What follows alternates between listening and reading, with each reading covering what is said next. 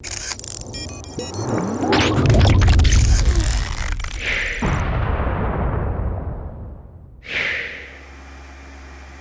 good morning everyone. Vega here for Serpent X Tech, and in this video we're going to be going over chia farming profits. First off, forgive the noise, the amount of wind that you might hear. It's a nice cool day, trying to keep everything in check here in Florida. So first off, let's go over the hardware, then we'll switch over to main computer to go over the profits.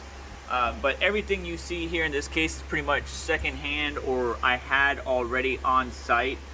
You can see it's an ancient case, Cooler Master case. A few things I did have to buy though.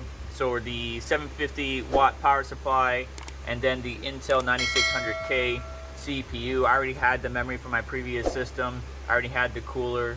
I pretty much had everything. This is an old school ATI. I think it's a 77 HD 77 70 or 50 graphics card, real old school. Then the RAID card I already had, and the NVMe enterprise level drive I did have, but I didn't find out till later, because that is obviously, if you watch some of my videos, I recommend using something like that instead of M.2 drives, because people were just blowing through their M.2 drives like there's no tomorrow. But right now what we got here is 4 12 terabytes and then 4 16 terabyte drives. So it's about 109 terabytes storage after, everything is set up, partition, all that good stuff. But everything I pretty much had, the drives from older server builds or what have you, the system, like this is my old motherboard, my old ASRock Z390 motherboard, memory, everything was already on deck. So it's not something I would go and spend a bunch of money on if you don't already have the hardware.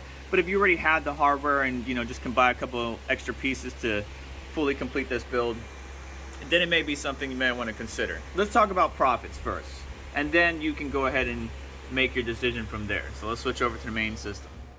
Alright, so we're switched over to the main system now, and something I want to make sure that you're aware of is the biggest thing that can impact you at home is uptime. And you can see this yellow line right here, there's a dip.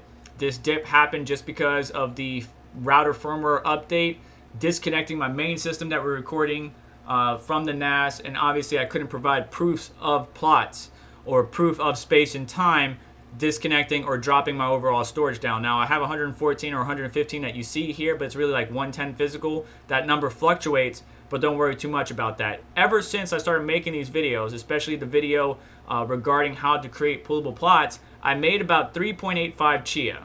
So you do the math on that. But right now, as far as my profits, I'm averaging anywhere from $2 to $2.70 every 24 hours. But I wouldn't focus on the fiat value. I would focus on the Satoshi value.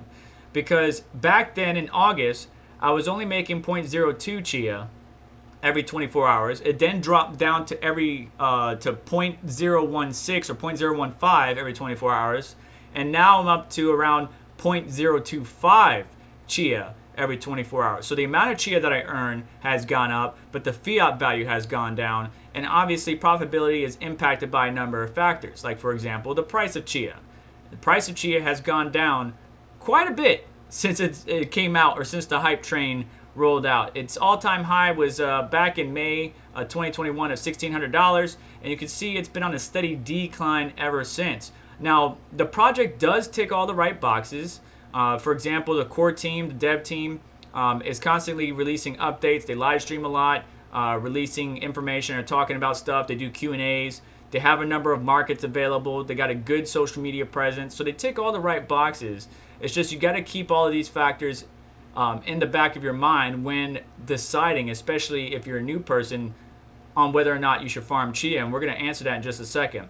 You can see the net space dropped since November 17th from around 37 petabytes to 32 or almost 33, and then obviously the difficulty adjusted because of the net hash or the net space dropping from 3000 to 2656.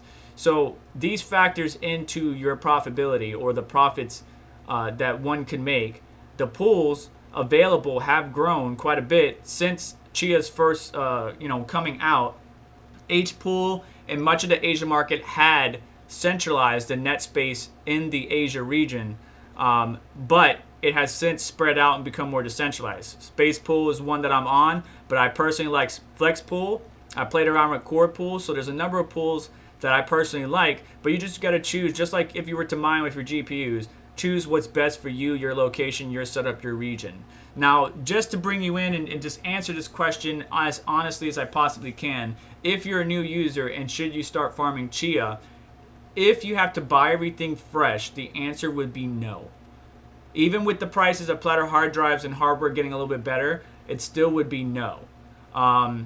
If you have a good portion of some storage, just hanging around, like I got some hard drives in my closet back here, I could Frankenstein a system together. If you can do that, then consider it, right? The profitability is obviously going to be dependent upon how much storage you actually allocate to proof of space and time. So I would say no if you have to buy the hardware fresh. Yes, if you can Frankenstein something together, even if it's 10, 20, 40, 60, 100 terabytes, whatever. The third option, though, that you do have is if you're a GPU miner, right? If you're a GPU miner, you're mining Ethereum, whatever, Bitcoin, doesn't matter. You can take that currency and exchange it to get some Chia, to gain some of that exposure. If you're a trader and you don't even GPU mine, then you can go and trade on the many of the markets they have available and gain that exposure to Chia if you really wanted to. But right now, at time of filming, 100 terabytes is going to get you anywhere from $2 to $2.70 or 0.02 Chia to 0.025. So that's the numbers. Whether or not you should do it, I leave it up to you. If you're a small farmer, I'd be interested to hear from you. What is your overall storage? 100 terabytes, 200 terabytes, 300, 5,000, whatever. Tell me the number. If you would be so kind, share it with the community, and then tell us what you're earning in fiat value and Satoshi value down in the comments below. But that's going to do it for me today. Please do me a favor on the way out, hit the like button. Don't forget to get subscribed, hit the notification bell to stay up to date, as well as check out the links in the description that help support us and what we do here. I appreciate your time. Take care. Catch you in the next one.